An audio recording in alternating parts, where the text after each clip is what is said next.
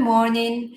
Welcome to today's stream. I found and prepared for you the latest information from the world of transport. We will talk about the labor market, politics, news, and the latest hackers attacks, which also concern transport. So please take a look at the information that I found for you. It might be interesting for you. Give me a second. I will share my screen so it would be more comfortable for you.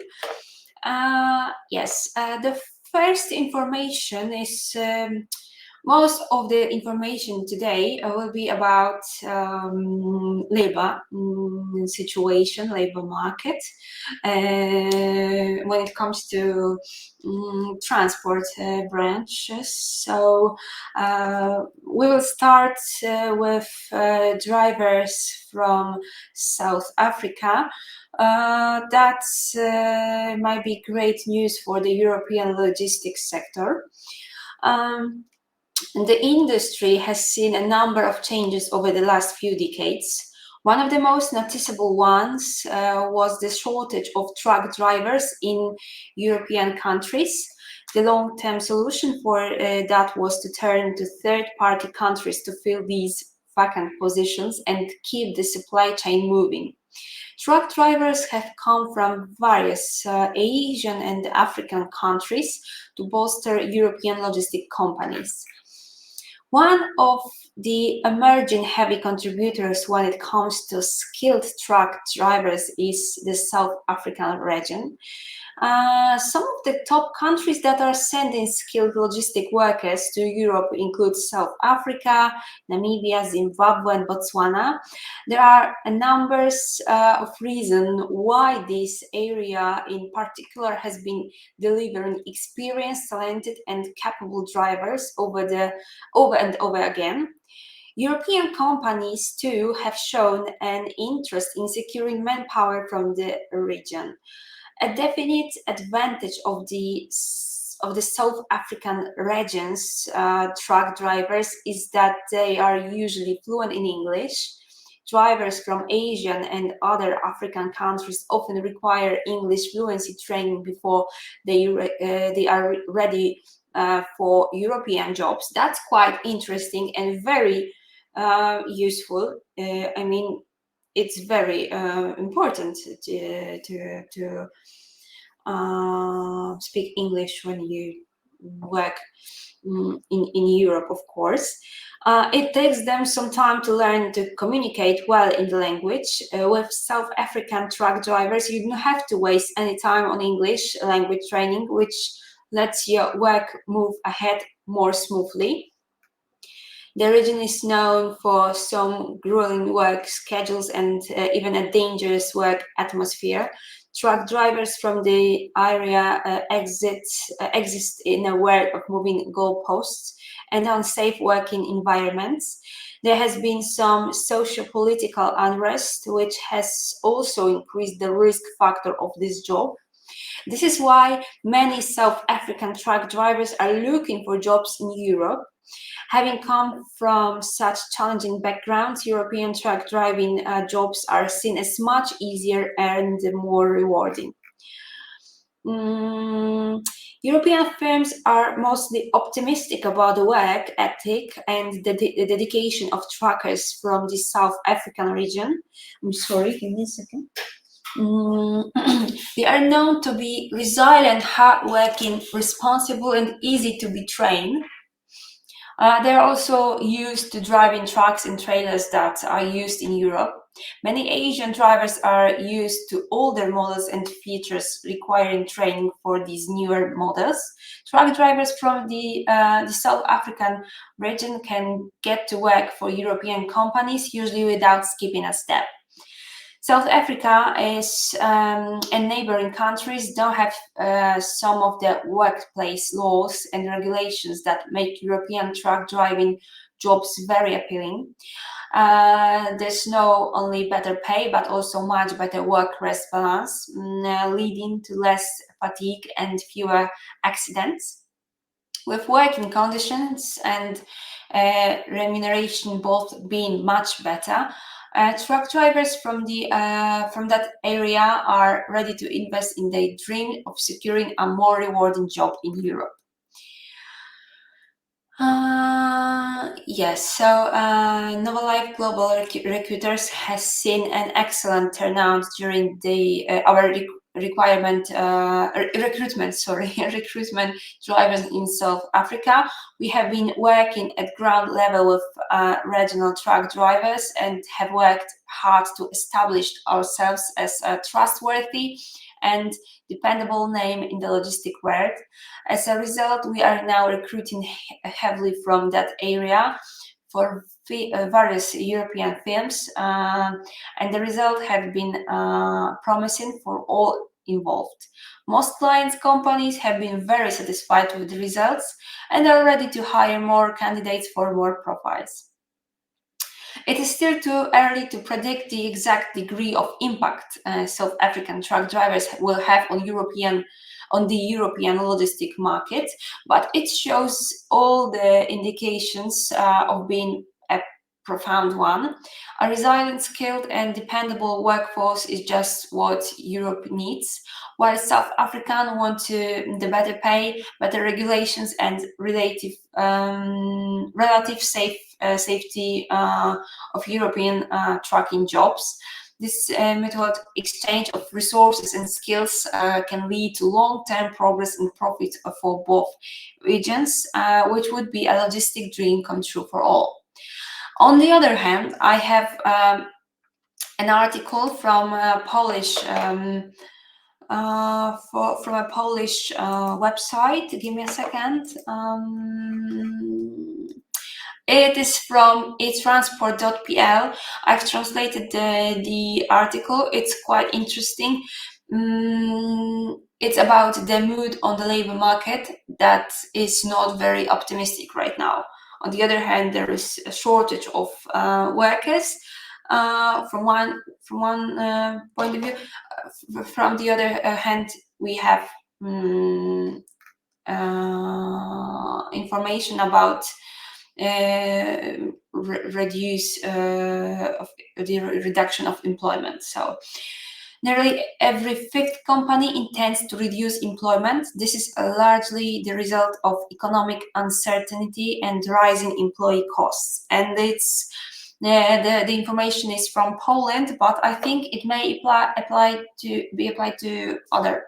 The situation is probably in other European countries is similar to other countries. Announcements of employment reductions of several or even several thousands are not dangerous yet. They will have a negative impact on local labor markets. So if we say that these are layoffs in the Kuyavian-Pomeranian voivodeship or Greater Poland voivodeship, the negative effect will be felt on these local markets. But of course, this will not translate into any increase in unemployment. Poland is a country that is aging very much. We don't have a constant inflow of new young workers into the labor market, so we don't even have to fear an increase in unemployment. Already at the end of 2023, information about planned group layoffs appeared. Scania in Słupsk announced the layoff of 700 people, ABB in Kłodzko 600 people. In April, the Levi's factory also announced that it was closing its operations in Płock and laying off 800 people. According to the Central Statistical Office data, at the end of March this year, 159 companies declared collective layoffs of 700,000 employees. Yeah. Marcin Kucznik, an economic analyst at the Polish Economic Institute, who compared the March data of the Central Statistical Office and planned groups layoffs with date for the same months from 2004, indicates that this is the sixth lowest result in the period under study. And in terms of the number of people who will lose their jobs, 2010. Moreover, company announcements do not always have to be matched by the number of actual layoffs. As the head of the Ministry of Labour and Social Policy, recently recalled in 2023, employers announced their intention to collectively lay off 30,000 people.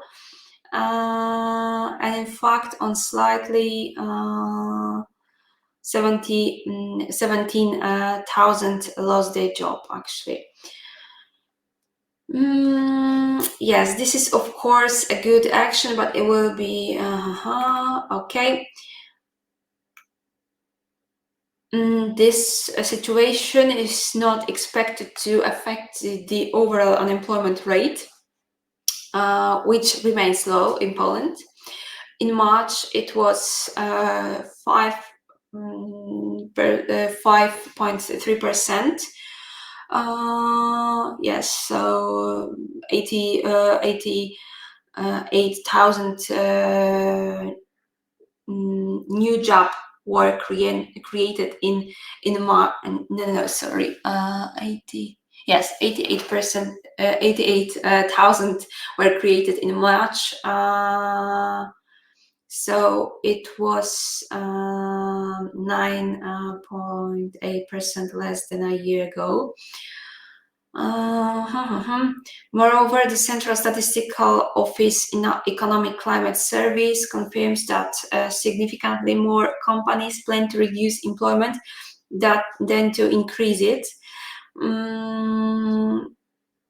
Yes, this is certainly the result of the economic slowdown that we are observing, as well as a decline in orders, especially from Western Europe, from our Western partners, which contributes to a change in plans related to employment potential.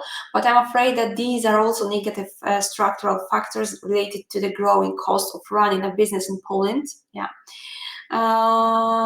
Too high increase in the minimum wage year on year. So yeah, this is quite serious right now. The mechanism that this is in force today shows that increase in the minimum wage must correspond to half the level of GDP plus the inflation rate. So these should be single-digit increases. Okay, so that's it when it comes to Poland. Now I will take a look at Ukrainian transport. Ukraine's road transport industry is set to be put under severe strain amid new army mobilization laws. Road transport companies in Ukraine have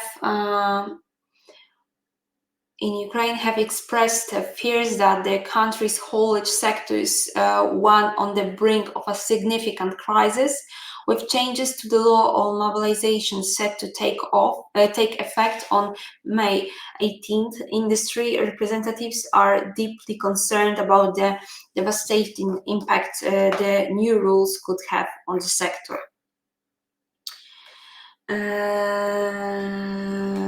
A major national haulage association in Ukraine recently organized a meeting in which transport companies highlighted how the new mobilization rules fail to take account of present-day realities in the road transport sector.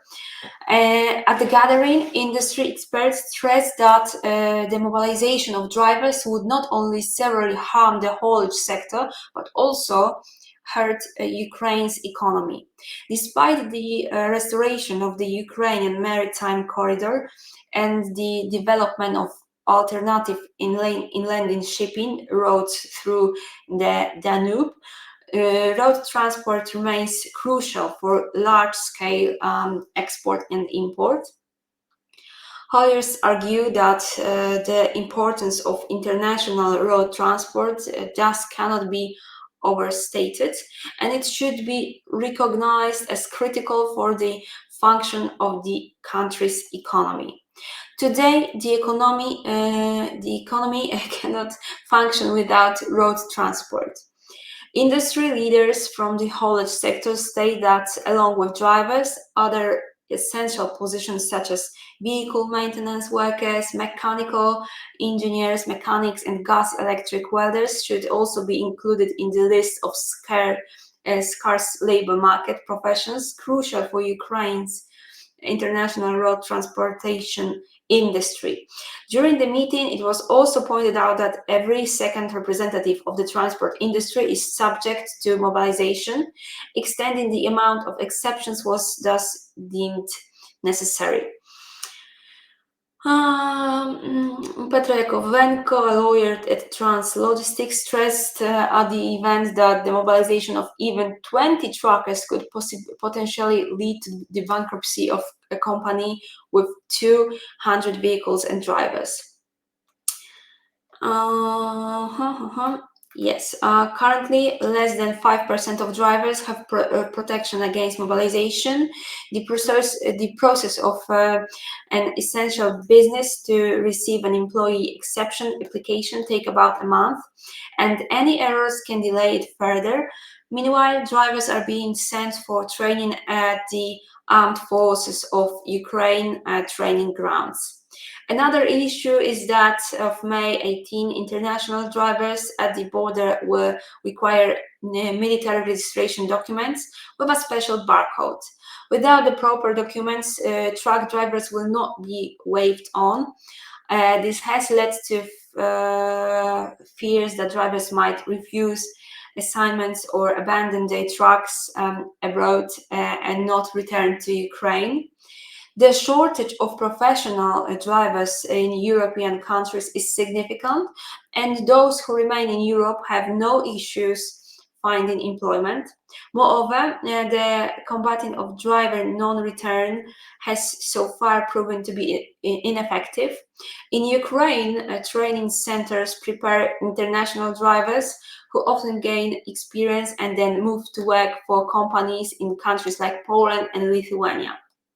The Ukrainian government has been urged to recognize that the transport and logistics industry as critical, ensuring drivers can continue to support the armed force and work towards victory.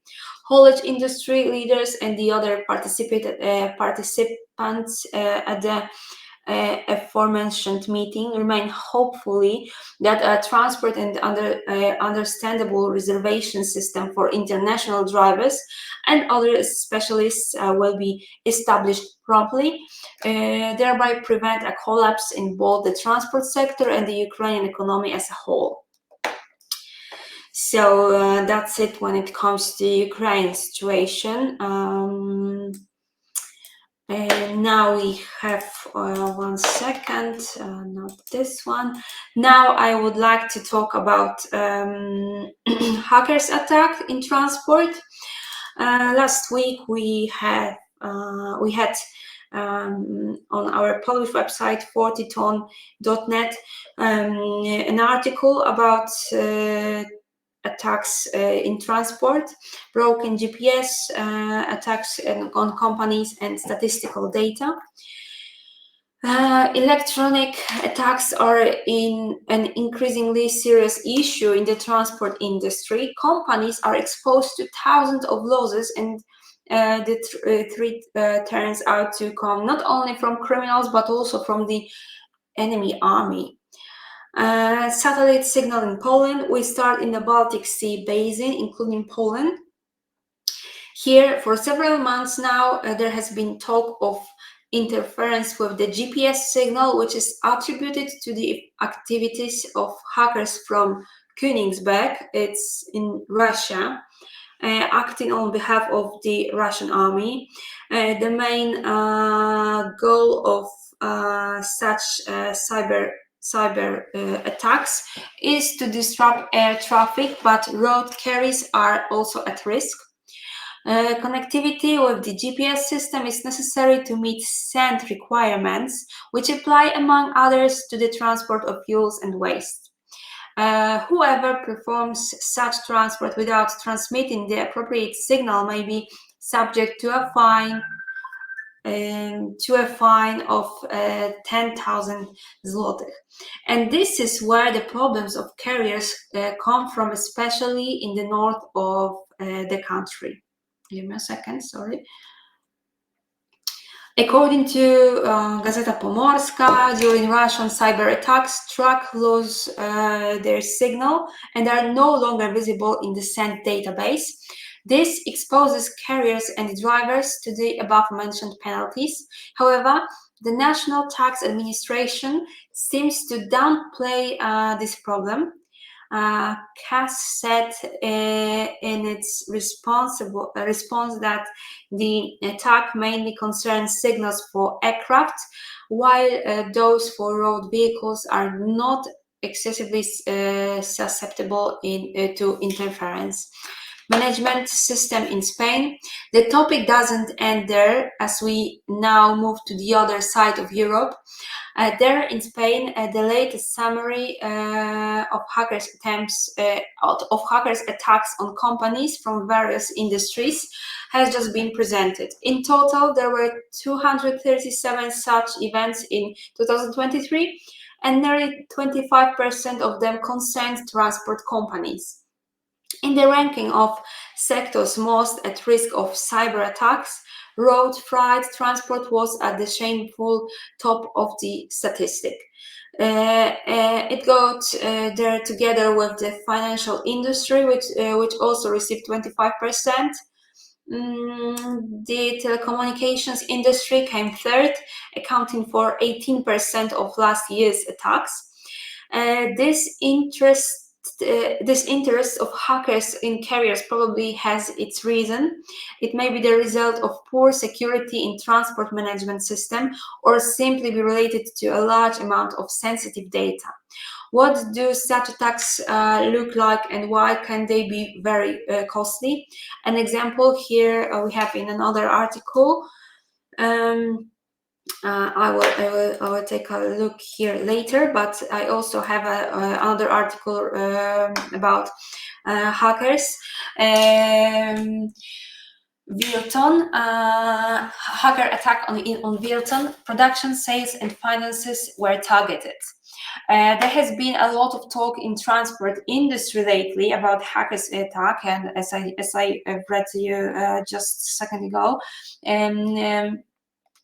Last weekend, information appeared that a vehicle manufacturer, the Polish Wilton Group, had also fallen victim to the attack.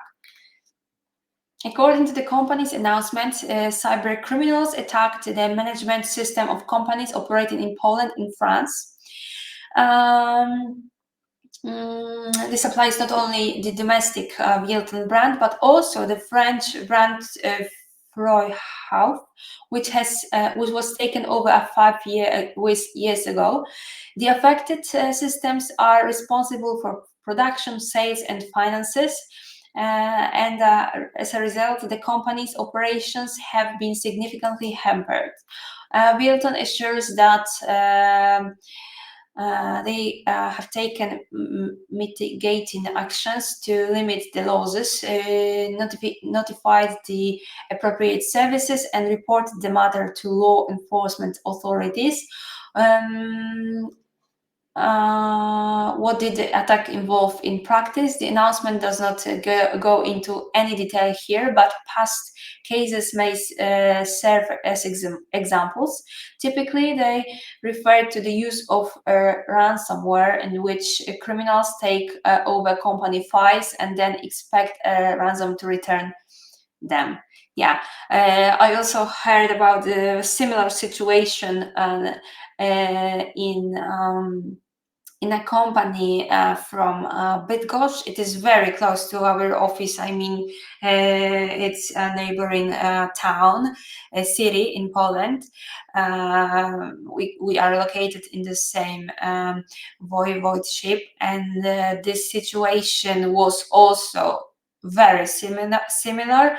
A company that is manufacturing some parts to for vehicle manufacturers. I mean, their data has also been stolen, and now they are waiting for, you know, the proposition from the hackers. So this looks quite similar right now. Okay, this is it for today. We will see each other on Wednesday at 12. So I would like to wish you a nice Monday and the whole week. So thank you for your attention, and see you soon.